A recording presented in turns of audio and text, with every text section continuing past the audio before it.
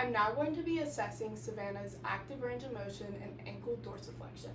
To do this, I'm going to first put my patient into talar neutral by finding the talus, putting her into dorsiflexion and plantar flexion and abduction, inversion, eversion, until those tubercles are nice and aligned, and I'm going to ask her to hold this position right here.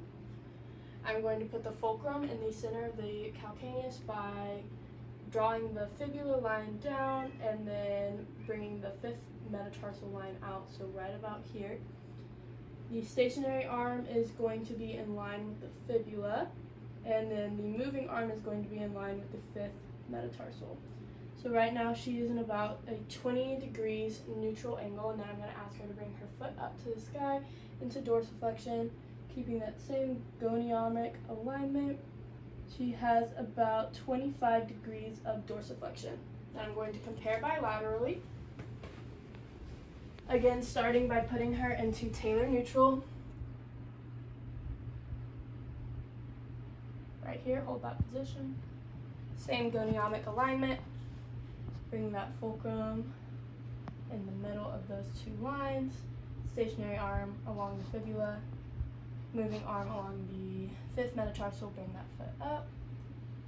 She started at about 20 degrees, and she is ending in about 25 degrees of dorsiflexion.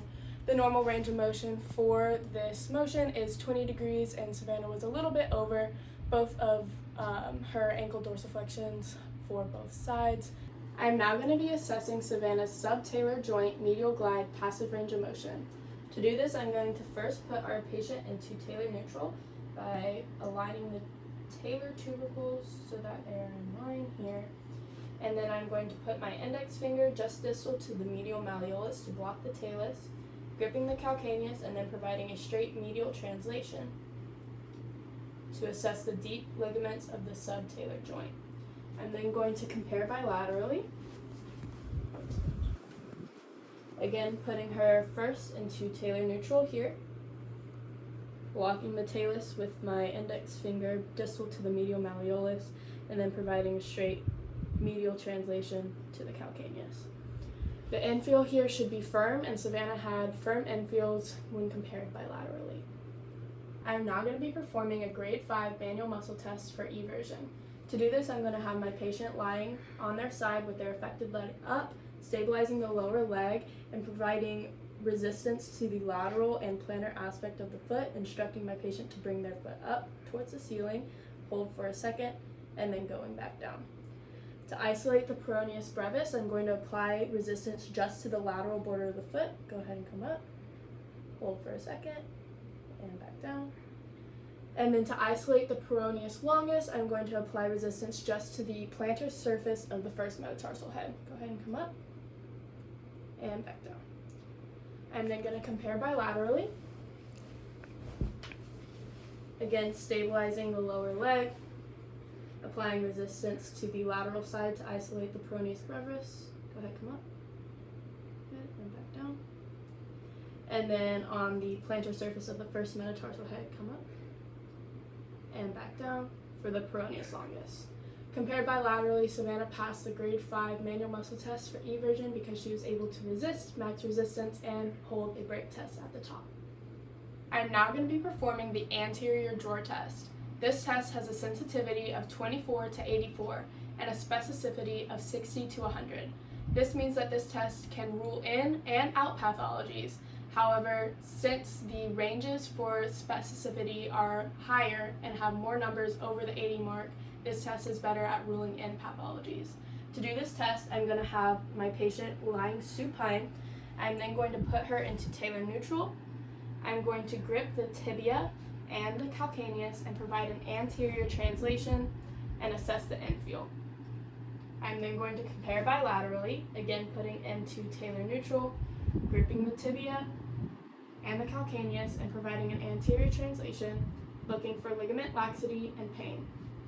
This test assesses for lateral ankle sprains, specifically of the anterior talofibular ligament, and this test is positive if the patient reports pain or if there is ligament laxity.